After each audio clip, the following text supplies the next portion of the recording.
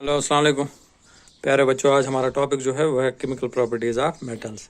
देखो इस पे आपको मैंने वो नोट्स बना के भेजे हैं, लेकिन मैंने ज़रूरी समझा कि इस पे क्लास ज़रूर डिलीवर की जाए। देखो बच्चा, ये जो है ये reaction of metals with oxygen, ये हम 6 प्रॉपर्टीज़ पढ़ेंगे मेटल्स की।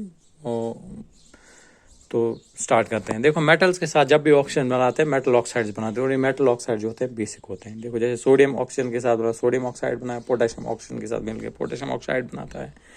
मेटल ऑक्साइड ये जब पानी के साथ हल्के होके ये क्या बनाते हैं, एल्कलीज बनाते हैं या ये बेसिस बनाते हैं, ठीक है। लेकिन ये सारे मेटल जो हैं इस इजी से ये सारी ईज जो है इनकी combination of metal with oxygen वो एक जैसी नहीं है। जो ज़्यादा रिएक्टिव हैं उनमें बहुत जल्दी होता है, और जो कम रिएक्टिव उनमें थोड़ी सी एफर्ट्स लगाने पड़ते हैं। सोडियम और पोटेशियम इतने ज़्यादा रिएक्टिव हैं कि इनको कैरोसिन में स्टोर करना पड़ता है, क्योंकि एटमॉस्फेयर में जो प्रेजेंट ऑक्सीजन है उसके साथ ये जो कंबाइन होके मेटल ऑक्साइड ना बनाए पहले ही, तो इसीलिए उनको छुपा के रखना पड़ता है। ये मेटल ऑक्साइड जो होते हैं ये बेसिक होते हैं। देखो मगर कुछ मेटल ऑक्साइड्स हैं जो बेसिक होने के अलावा कभी कभी एसिड भी एक्ट करते हैं। इसका मतलब वैसे ऑक्साइड्स जो एक्ट करते हैं मेटल ऑक्साइड, वैसे मेटल ऑक्साइड जो एक्ट करते हैं as a base as well as an acid, उनको बोलते हैं एम्फोटेरिक ऑक्साइड्स। अक्सर एग्जाम में क्वेश्चन पूछा जाता है व्हाट आर एम्फोटेरिक ऑक्साइड्स। आपका जवाब ये रहेगा कि वो सारे मेटल ऑक्साइड्स जो मोस्ट ऑफ द टाइम्स हमेशा बेस की तरह काम कर रहे हैं, लेकिन कभी कभार जो है वो ऐसे ऑक्साइड जो acid as well as base की तरह जो काम करें उनको हम एम्फोटेरिक ऑक्साइड्स बनाते हैं। मिसाल के तौर पर मैं ये एल्युमिनियम ऑक्साइड इसकी बेहतरीन मिसाल है, और जिंक ऑक्साइड इसकी बेहतरीन मिसाल। देखो एल्युमिनियम ऑक्साइड जो है HCl के साथ रिएक्ट हाइड्रोजन अल्युमिनियम क्लोराइड और वाटर बनाता है। देखो यहाँ पे इसको बोलते हैं रिएक्शन ऑफ न्यूट्रलाइजेशन। जब भी एक एसिड, एक आगे हम पढ़ेंगे बेस के साथ जब भी एसिड मिलता है साल्ट प्लस वाटर बनाता है। इसका मतलब यहाँ पे जब अल्युमिनियम ऑक्साइड रिएक्ट हुआ HCl के साथ, इसका मतलब इसने एज ए बेस बिहेव किया, क्योंकि इसने साल्ट और वाटर बनाया। इसका मतलब इस एसिड के साथ कोई बेस मिला है। देखो ऐसे अगर हम NaOH की बात लें, स्ट्रॉन्गेस्ट बेस है, इसके साथ अगर हम अल्युमिनियम ऑक्साइड मिलाते हैं ये बनाता है सोडियम अल्युमिनियम ऑक्साइड जो एक साल्ट है और वाटर बनाता है। इसका मतलब है यहाँ पे इस बेस के साथ कोई एसिड मिला है ना। इसका मतलब यहाँ पे अल्युमिनियम ऑक्साइड ने किया काम एज ए बेस और यहाँ पे एज ए एसिड।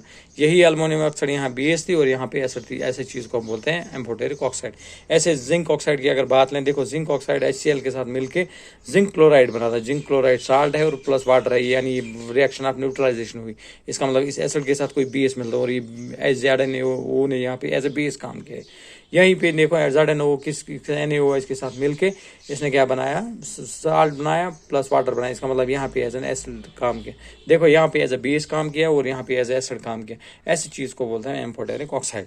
दूसरी रिएक्शन जो है reaction of metal with water. Metal जो है पानी के साथ कंबाइन होकर मेटल हाइड्रोक्साइड बनाता है और हाइड्रोजन गैस देता है, ठीक है। तो ये सबकी ये जो है रिएक्टिविटी वाटर वो सबकी एक जैसी नहीं है। कुछ तो बिल्कुल रिएक्ट होते ही नहीं है, और कुछ है जो ठंडे पानी के साथ रिएक्ट हो, कुछ है जिनको मतलब गर्म पानी या स्टीम के द्वारा थ्रो पास किया कराना पड़ता है। स्टीम के साथ मिलके हाइड्रोक्साइड्स बनाते हैं, वो आपको याद नहीं रखनी है। आपको सिंपली याद रखना है मेटल्स पानी के साथ मिलके मेटल हाइड्रोक्साइड बनाते हैं और हाइड्रोजन गैस देते हैं। और लेकिन ये रिएक्शन जो ईज है इसकी सबके लिए एक जैसी नहीं है। कुछ जो ज़्यादा रिएक्टिव है उनमें फट से हो जाती है, और जो कम रिएक्टिव है उनमें टाइम लगता है।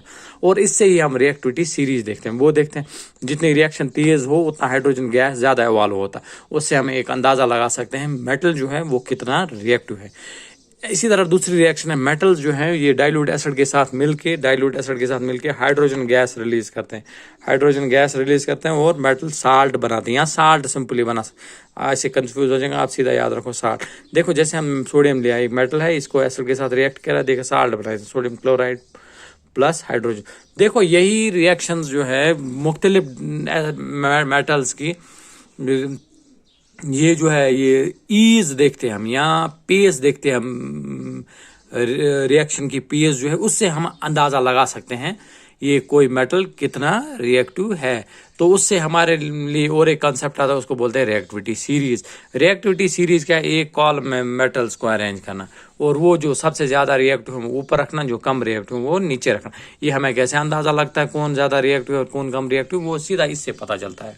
देखो यहाँ पे गैस वालो होता है, इसको आगे तीली लगानी है क्योंकि इसका कैलोरीफिक वैल्यू इग्निशन टेम्परेचर बहुत लो है, तो ये पॉपिंग साउंड से बर्न होता है। जब भी हमने मेटल डाला किसी डाइल्यूट एसिड में, वहाँ पे गैस रिलीज होता है, उस गैस को आगे तीली लगानी है, वो जलना चलना स्टार्ट होता है, उससे हमें ये प्रूव होता है कि ये जो गैस रिलीज हो रही है हाइड्रोजन है। इससे हम ये कितना गैस वालो हो रहा है, कितनी पीएस है वहाँ पे, उससे हमें और एक कंसेप्ट मिलता है, उसको बोलते हैं रिएक्टिविटी सीरीज। रिएक्टिविटी सीरीज क्या है, जब हम मेटल्स को वर्टिकली है ना एक लाइन में, खड़ा वाली लाइन में अरेंज करते हो, जब से जो सबसे ज़्यादा रिएक्टिव ऊपर हो, जो सबसे कम है वो नीचे हो, ठीक है ना। जैसे सोडियम, पोटाशियम, कैल्शियम, देखो हमने कैसे याद करा, कान्या, कैल्शियम, मैग्नीशियम, इधर तक याद रखना है ना। फिर देखो अल, जन, फिरिक, सिनस, पेट, हाइड्रोजन, कून, आज, कल, है ना, ऐसे याद रखना है रिएक्टिव। कोई भी अपना वो फार्मूला बना के आप याद रख सकते हैं, है ना। ये जरूरी याद रखना है कौन सा मेटल ज़्यादा रिएक्टिव और कौन सा कम है, क्योंकि ये रिएक्शन तब तक कंप्लीट नहीं है। Reaction of metal with salt solution, देखो साल्ट सोल्यूशन में जैसे मिसाल कॉपर सल्फेट के साथ मैंने जिंक रिएक्ट कराया, देखो जिंक जो है रिएक्टिविटी सीरीज में ज़्यादा है रिएक्टिव, है ना। किससे? कॉपर से। कॉपर नीचे है, ये बच्चों कॉपर है ना, ये कॉपर है और ये जिंक है ऊपर को ना, जिंक तो ज़्यादा रिएक्टिव। देखो तो जिंक जो है चूंकि ज़्यादा रिएक्टिव है, कॉपर को रिप्लेस करेगा, है ना। तो वहाँ पे आया आप जिंक, कॉपर को बाहर कर दिया। अब इसी रिएक्शन को हम अगर उल्टा करें, अगर जिंक सल्फेट को हम कॉपर के साथ मिलाएंगे, चूंकि कॉपर जो है रिएक्टिविटी सीरीज में नीचे है तो कम रिएक्टिव है ना। जो कम रिएक्टिव है इसको डिस्प्लेस नहीं कर सकते, तो रिएक्शन वहाँ पे नहीं होती, ठीक है। उम्मीद है यहाँ तक आपको समझ आया होगा। फिर लास्ट पे देखते हैं reaction of metal with chlorine. Chlorine के साथ ही बनाते हैं, सारे मेटल्स नहीं, कुछ कुछ मेटल्स रिएक्ट होते हैं और ये क्लोराइड्स बनाते हैं। और ये क्लोराइड्स जो होते हैं ये क्या होते हैं, ये आयोनिक क्लोराइड्स होते हैं, ठीक है। ऐसे हाइड्रोजन के साथ मिलके मेटल हाइड्राइड्स बना, लेकिन सारे ये हाइड्रोजन के साथ नहीं होते हैं रिएक्ट। जो ज़्यादा रिएक्टिव है ना वही सिर्फ हाइड्रोजन के साथ रिएक्ट होके मेटल हाइड्राइड्स बनाते हैं। उम्मीद है यहाँ तक आपको समझ आया होगा। इंशाल्लाह आप अगर इसको रिपीटेडली देखेंगे, इंशाल्लाह आपको जो भी शुबा होंगे, शक होंगे, वो आपके क्लियर हो जाएंगे। और अगर किसी को भी कोई शक शुबा है वो मुझे फ़ोन करके इंशाल्लाह मैं उसका ये सब क्लियर कर दूंगा। मिलते हैं नेक्स्ट क्लास में। टिल देन खुदा हाफिज़।